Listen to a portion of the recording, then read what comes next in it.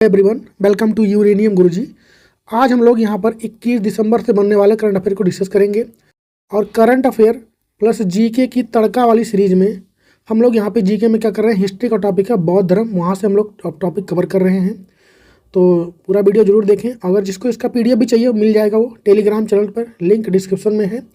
Telegram पर आप लोग को क्विज में मिलेगा डेली, और वो लाइनर मिलते हैं 10 डेली, और ये PDF तो मिलेगा ही, फ्री में सब होंगे, आप ज्वाइन कर सकते हैं। चलिए स्टार्ट करते हैं आज का सेशन।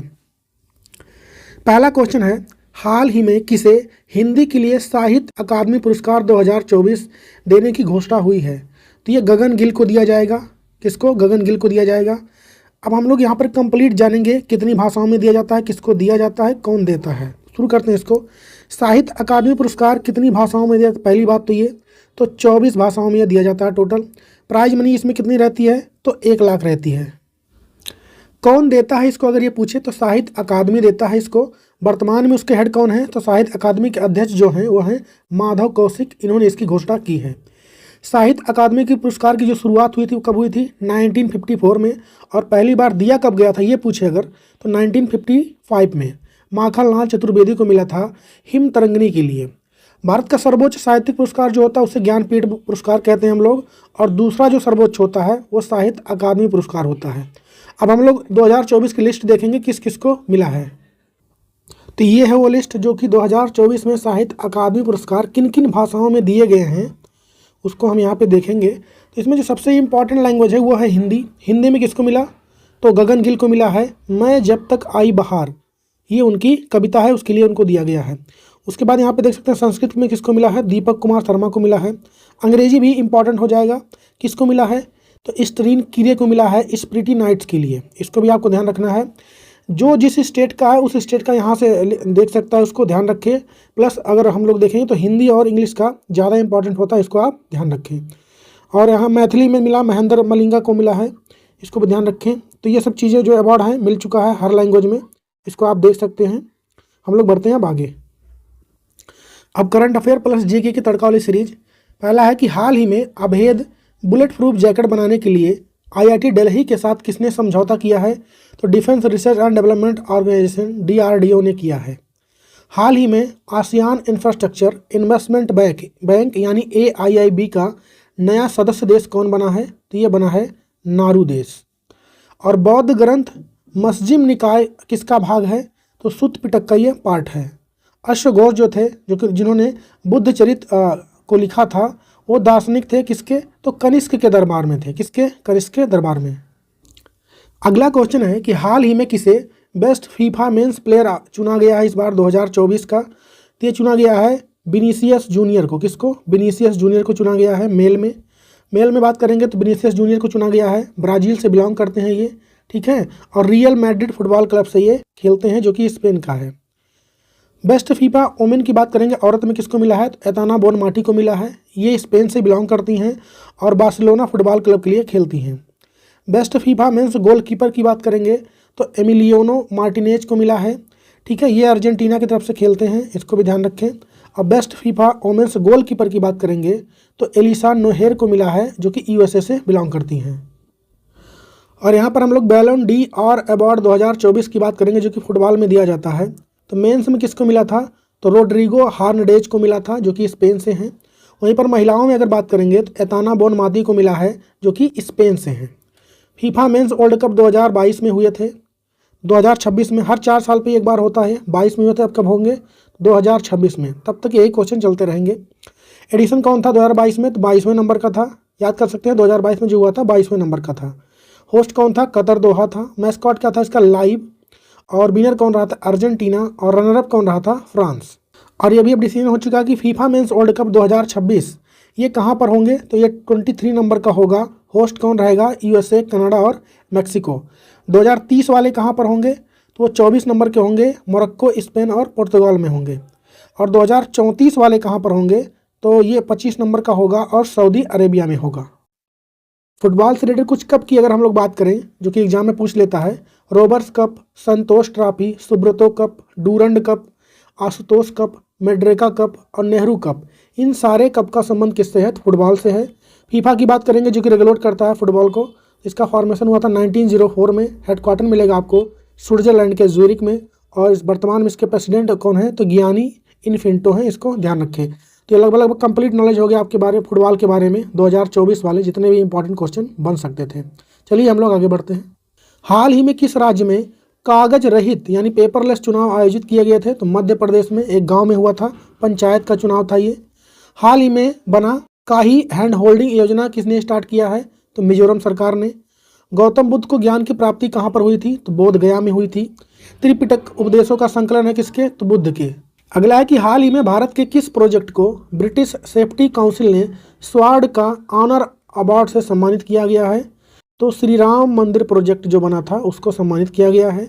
श्री राम मंदिर प्रोजेक्ट को ब्रिटिश सेफ्टी काउंसिल ने स्वार्ड ऑफ ऑनर अवार्ड से भी हाल ही में सम्मानित किया गया है। फिर पूछे कि ये क्यों दिया गया है, तो यह पुरस्कार सुरक्षा मानकों को पूरी तरह से पालन करने के लिए दिया गया है जब मंदिर का कंस्ट्रक्शन हो रहा था। किसने बनाया है इसको, तो L&T Larsen and Toubro company ने बनाया है। इसको भी गोल्ड मेडल से यहीं पर सम्मानित किया गया है। रामलला की मूर्ति की बात करेंगे तो उसके मूर्तिकार कौन थे, तो वो थे अरुण योगीराज। और राम मंदिर के डिजाइनर यानी आर्किटेक्चर कौन थे, तो चंद्रकांत सोमपुरा थे। और कुछ और मंदिर की बात करें तो दुनिया का पहला ओम के आकार का मंदिर का उद्घाटन कहाँ पर हुआ, तो राजस्थान में हुआ है। आबू धाबी में पहले हिंदू मंदिर का उद्घाटन किसने किया अभी हाल में, मोदी जी ने। नाम क्या है उसका, तो BAPS हिंदू टेम्पल। हाल ही में विश्व पर्यटन दिवस कब मनाया गया है, तो 27 सितंबर को यह मनाया जाता है। और फीफा अवार्ड 2024 का आयोजन कहाँ पर किया जा रहा है, तो आबू धाबी में। और दीघ निकाय प्रवचनों का संग्रह है किसमें, तो बौद्ध धर्म के इसमें है। प्रथम बौद्ध संगति राजा अजातशत्रु के संरक्षण में राजगृह में 483 ईसा पूर्व में आयोजित किया गया था, तो कहाँ पर, तो राजगृह में।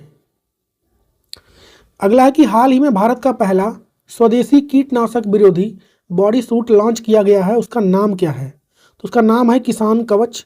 तो जो पेस्टिसाइड होते हैं, केमिकल्स होते हैं, उसके छिड़काव के समय तमाम बीमारियां हो जाती हैं, नाक के थ्रू चला जाता है अंदर, तो कीटनाशक वगैरह, तो उसको बचाने के लिए इसको लॉन्च किया गया है। इसका दाम जो लगभग होगा, किसानों की बात करें तो 4000 रुपये पड़ने वाले हैं। इसके बारे में और देख लेते हैं।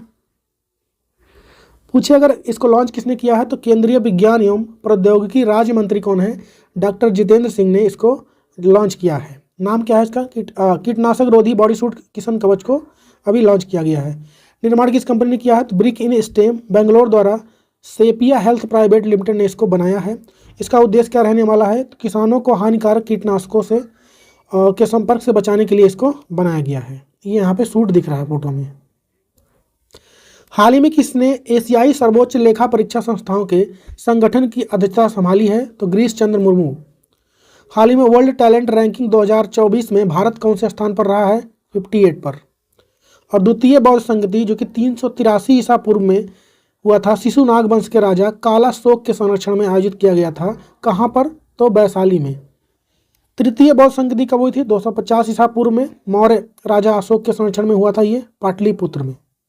अगला क्वेश्चन है कि हाल ही में किसने जमशेदजी टाटा पुरस्कार जीत लिया है, तो इसको जीता है किरण मजूमदार शाह ने। ये कौन है, तो ये बायोकॉन जो है कंपनी, एक फार्मास्यूटिकल कंपनी है, उसकी हेड है वर्तमान में।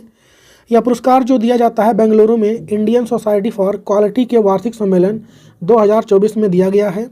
जमशेदजी टाटा पुरस्कार 2024 में Indian society for the quality, इसी तो हो ही गया।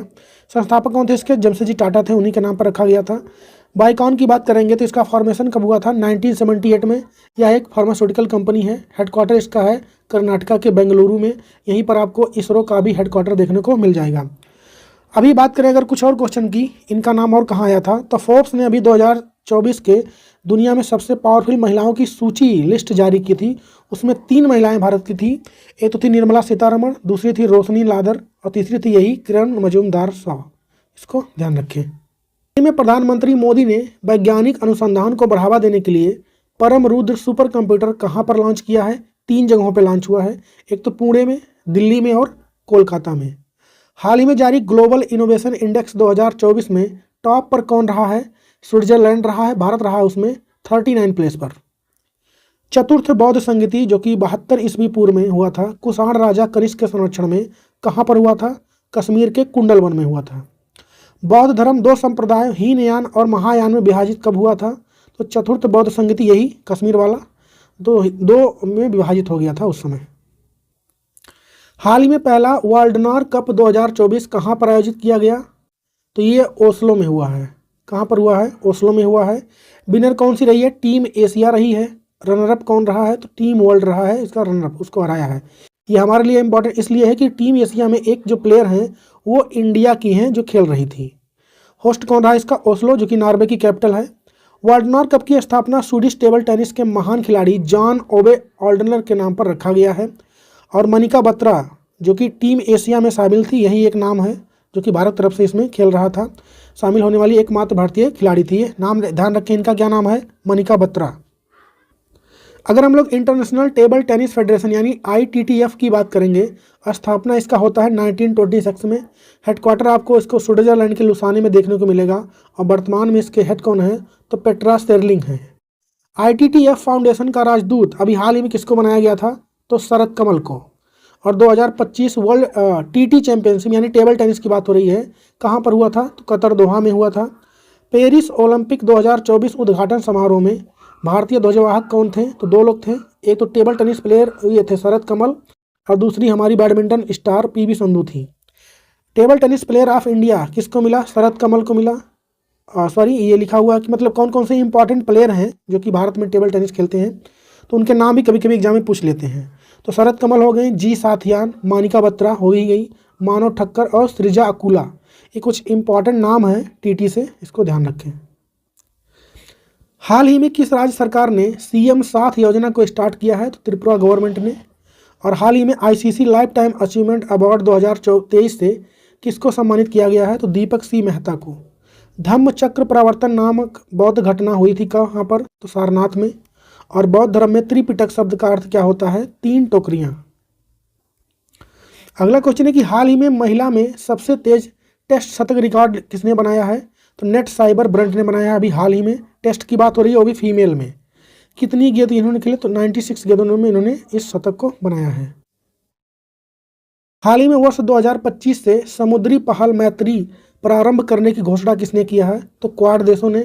क्वाड में कौन कौन देश आते हैं? तो एक तो ऑस्ट्रेलिया आता है, अमेरिका आता है, इंडिया आता है और जापान भी आता है। तो ये 4 देश आते हैं क्वाड में। हाल ही में किस भारतीय वायुसेना का उप प्रमुख बनाया गया? किसको? तो SP धारकर को बनाया गया है। और नाम द्रोलिंग मठ कहाँ पर स्थित है? कर्नाटका में। महाराष्ट्र में अजंता की गुफाओं की चित्रकारी और मूर्तियाँ किससे संबंधित हैं? तो बौद्ध धर्म से। नेक्स्ट क्वेश्चन है कि हाल ही में किस अभिनेता को अमेरिकी नौसेना का सर्वोच्च नागरिक सम्मान मिला है? तो ये मिला है टॉम क्रूज को। फोटो में दिख रहे हैं टॉम क्रूज, हॉलीवुड के हीरो हैं, इनको दिया गया है। हाल ही में भारत में अंत्योदय दिवस कब मनाया गया? 25 सितंबर को। इंपॉर्टेंट क्वेश्चन है ये। और 2024-25 सत्र की दिलीप ट्रॉफी किसने जीती है? तो इंडिया A टीम ने जीता है, इंडिया C टीम को हरा कर। और ना, ये क्वेश्चन तो हो गया, रिपीट हो गया ये। हाल ही में किस भारतीय शहर ने 1 जनवरी 2025 से भिखारियों को भी भिक्षा या पैसा देने पर अपराध को मतलब बना दिया है, उसको आपराधिक श्रेणी में डाल दिया है? तो ये है मध्य प्रदेश का इंदौर शहर। भिखारियों को पैसे और भीख देना अपराध घोषित करने का आदेश जिला प्रशासन ने भारतीय नागरिक सुरक्षा संहिता धारा 163 के तहत जारी किया है। इसको यहाँ पे जारी किया है, भीख मांगने पर बैन लगाया जा रहा है। मध्य प्रदेश की बात करेंगे। आप लोग कमेंट में बताइए कि ये जो डिसीजन लिया गया है इंदौर के द्वारा सही है या नहीं, किस हद तक सही है। मध्य प्रदेश की बात करेंगे तो कैपिटल वहाँ के हो जाएगी भोपाल। CM वहाँ के हैं मोहन यादव, और वहाँ के राज्यपाल यानी गवर्नर हैं मंगू भाई छगन भाई पटेल। हाल ही में भारत में अंत्योदय दिवस कब मनाया गया? ये क्वेश्चन फिर से रिपीट हो गया। अशोक के स्तंभ सामान्यतः बने होते हैं किसके? तो बलुआ पत्थर यानी सैंड स्टोन के बने होते हैं। प्रथम बौद्ध संगीति की अध्यक्षता किसने की थी? तो महाकश्यप ने। नेक्स्ट क्वेश्चन है कि हाल ही में अल्पसंख्यक अधिकार दिवस कब मनाया गया है? तो यह 18 दिसंबर को मनाया जाता है। इस बार का इसका थीम क्या रहा है? Promoting diversity and protecting rights, विविधता को बढ़ावा देना और अधिकारों की रक्षा करना इसका थीम हो जाएगा। और अगर बात करें पाकिस्तानी सेना की पहली अल्पसंख्यक महिला ब्रिगेडियर कौन बनी है? तो ये बनी है हेलन मैरी रॉबर्ट्स, इसको भी ध्यान रखें। भारत के संविधान के कौन से अनुच्छेद में अल्पसंख्यकों के बारे में बताया गया है? तो आर्टिकल 29 और 30 में। हाल ही में 55 नंबर का भारतीय अंतर्राष्ट्रीय फिल्म महोत्सव कहाँ पर आयोजित किया गया? तो गोवा में। और हाल ही में किसे 2024 के एकलव्य पुरस्कार के लिए चुना गया है? तो प्रत्याशा रे को। अशोक के स्तंभ सामान्यतः किससे बने होते हैं? सैंड स्टोन से। और प्रथम बौद्ध संगीति के अध्यक्ष कौन थे? महाकश्यप। कई क्वेश्चन रिपीट हो गए यहाँ पर। आप लोग के लिए होमवर्क क्वेश्चन है कि हाल ही में स्लाइनेक्स 2024 युद्ध अभ्यास का आयोजन कहाँ पर किया गया है?